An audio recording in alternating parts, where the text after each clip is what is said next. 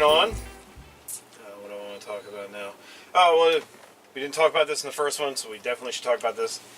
The new Death Stranding trailer that makes even less sense than the first Death Stranding. It makes more sense. It makes no sense whatsoever. It places it gives you more of a Guillermo del Toro universe. walking around with a baby thermos. You got tanks with tentacle monsters falling off of them. And then you got the guy from Hannibal. Mads Mikkelsen. Yeah, like covered in dirt, telling zombie people to go shoot, essentially Guillermo del Toro in the back.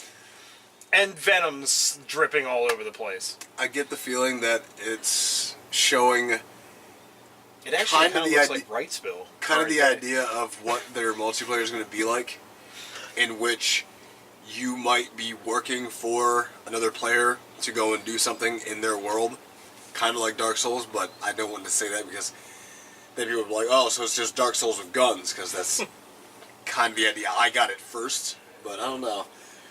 I like the idea that it's set in this really apocalyptic world, but it's still kind of grounded with the fact that there's like military planes and tanks, LAVs, not tanks, and just people being assholes. That's what people do.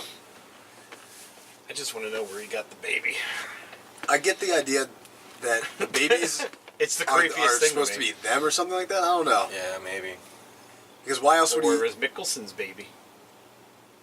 The soldier guys, maybe.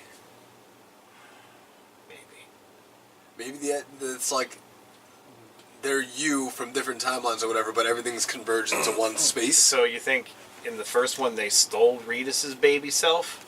Maybe. And he had to get it back from the flying people on Dead Crab Beach. It's that new Mario Kart stage. Yeah.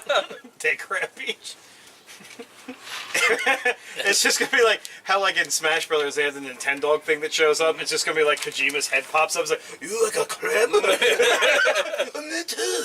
get out of here! Yeah, I'm back.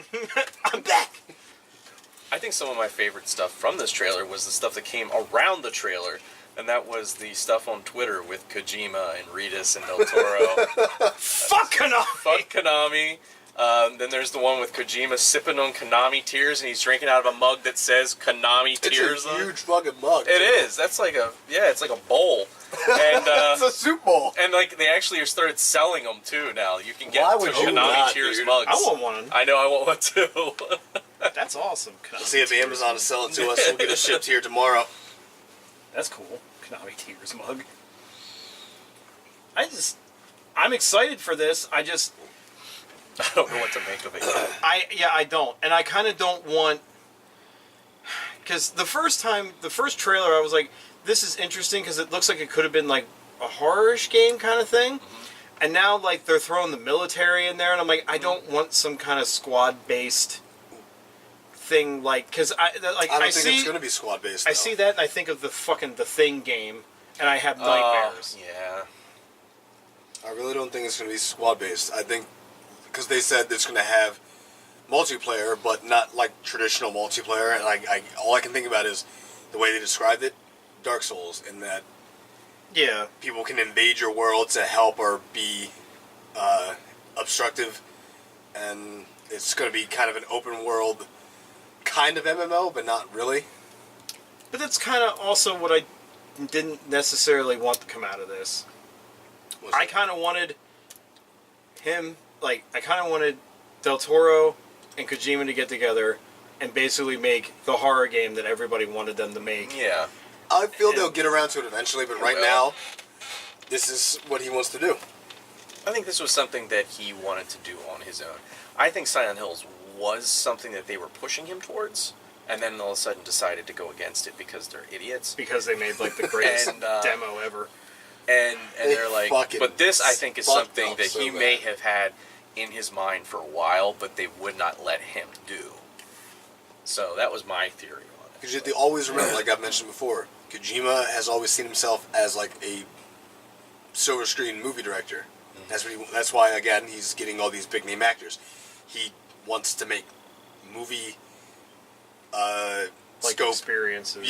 Experiences for video games, which is really cool to me, but Also, as long as it doesn't turn into a heavy rain thing where all I'm doing is hitting certain buttons at certain times. press X to Jason. Not even that. I mean, there was just like there were parts of that game where it's like reheat your son's pizza, hold X until it's done. It's just like yay, video gaming games. Like I'm sure it's not going to be like that because I doubt he would do something like that. But there's like that fine line between making it too much movie and not enough game. Right. You know.